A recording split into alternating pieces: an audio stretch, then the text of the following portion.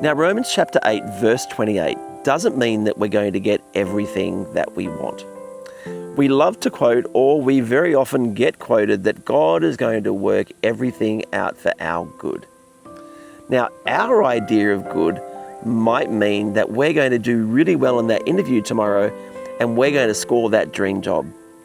Or that you're going to make that person sitting opposite you fall in love with you and you're going to live with that person forever. Or you're going to be saving all this money so that you can go around the world on a holiday, and that holiday is going to make you feel really, really good.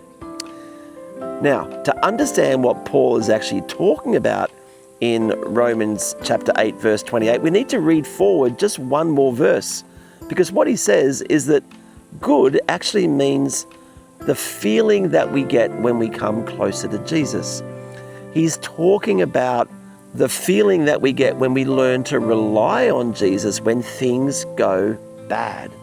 So when that door closes on that job and we don't get that job, or when we go through a really painful relationship, or we cancel that round the world holiday because something that we hadn't planned for came up and we weren't able to go on that holiday, and now we feel really, really bad.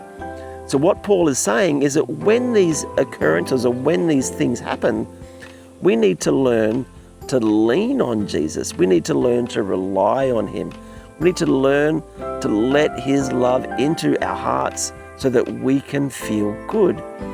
So if you're in that season of waiting right now and you're waiting for something good to happen, if you could just leave the word waiting in the comments section, and we at Faith-Based Life, we're going to start praying for you so that you can find that resilience, that strength that only comes from you learning to lean into Jesus and letting Jesus wrap you in his arms.